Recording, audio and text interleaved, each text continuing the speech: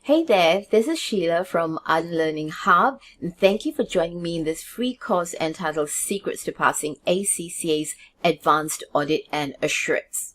I'm an ACCA, and I've been teaching this paper, AAA, for the last 20 years after working as an auditor with one of the big four audit firms. I'm passionate about helping students to pass this rather challenging exam, and there are hundreds of students who have passed this paper after joining me on the course. This free course will give you an idea of how to prepare for this exam and the different programs that I've developed. Different programs are necessary because different students have got different needs. So you can learn more about the different programs that I have by checking out the website www.ardentlearninghub.com. Advanced Audit and Assurance is one of ACCA's most challenging papers, and you can see that from the global pass rate. It is in the low 30 percentile. That means only 3 students out of 10 pass the exam. And although this paper is challenging, it is completely doable, even if you're doing it for the first time. I mean, the first time is the best time to do it, but even if you have failed the exam, I will show you where you've made the mistakes, and I will also show you what you can do to make sure that you pass the exam the next time that you sit for it. The AAA syllabus requires accounting knowledge, and that's why you have to do your SBR first. It's got auditing knowledge, and that's why you have to do your audit and assurance paper first, and ethical standards as well. So the students must apply this knowledge to the exam. Questions? There's so many different scenarios, and the key to getting the marks here is really application. Marks will not be given if you just regurgitate facts and knowledge in the paper. You have to apply it. As such, answers cannot be memorized. You really have to apply it to the scenario. Students who pass AAA have adequately prepared for the exam, but the question is, how do you prepare? Let me explain. Preparing for the exam is like building the house. You first of all have to start with a blueprint, a plan that shows you the roadmap of where to begin and where to end. Then you lay the foundation, then you put up the pillars, and then the walls, and then finally the roof. Well, it's just the same way with AAA. There are steps to follow. There are areas to cover. There are things to learn.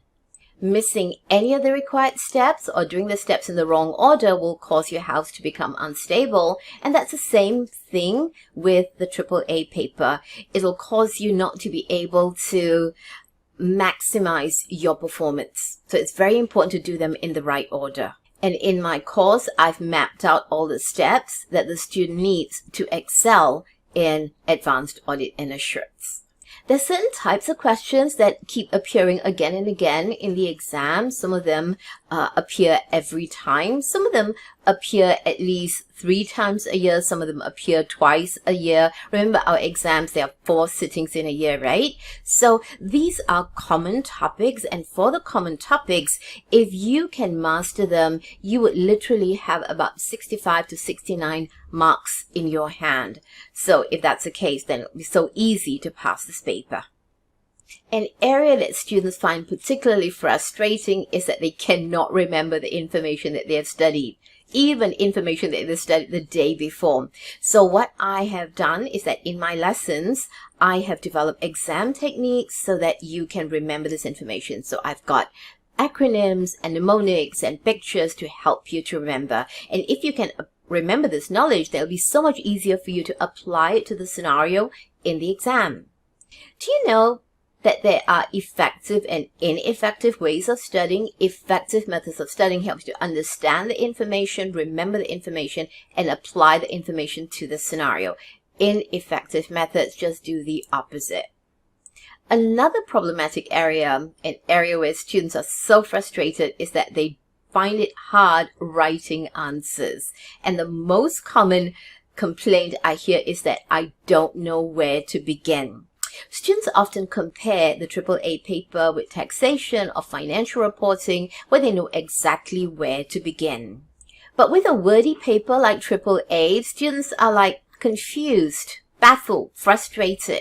But I can tell you that a wordy paper like AAA is just like any numbers-based exam. There is an actual place for you to begin. Different questions have got different starting points. I mean, just like, for example, in financial reporting, when you start a console question, the starting point is different. When you do a deferred taxation question, the starting point is different. It's just that there are different starting points for different questions. And that's quite normal, isn't it? So what I will do is I will show you for the different questions that you have in AAA, where to begin. So once you know where to start, you will not feel so lost. Another area that students, are confused is how much do I write? Do I write 4 sentences? Do I write 5 sentences? Well, it's not so much of 4 or 5 sentences, it's the different areas that you need to write for different exam questions. So what I've done is that I have come up with the different steps that you need to take to answer the different major questions in AAA. Like, for example, I have developed exam techniques for writing answers to business risk questions, and there are 3 steps there. When you're doing an audit risk question, there are 5 steps. When you're doing an ethics question, one with ethical threats, there are 3 steps. When you're answering an implications for the audit report question, there are 4 steps. When you're doing an audit risk question, there are 5 steps. So for each of these questions, there are steps. So there is a starting point and there is a ending point. Just like in taxation, you know where to start and you know where to begin, and you know where to end. And that's the same with the AAA paper as well. If you don't know where to start, you will feel lost. If you don't know when it ends, then you'll just keep on writing and writing and writing, and that's not good because that will take up too much time, and at the end of the day, you will not have time to complete your final question. So these exam techniques that I have developed, well, they're actually steps. And if you follow those steps, it will just take away all that uncertainty, that fear that makes you apprehensive about this paper. I know this paper is challenging, but you know what? It is really doable if you follow the steps that I show you. There is a starting point and there's an ending point. So all you have to do is learn the steps. So let's get on with it, shall we? In the next video, I will talk to you about what are the big mark questions, and then we'll move on from there. Okay? See you.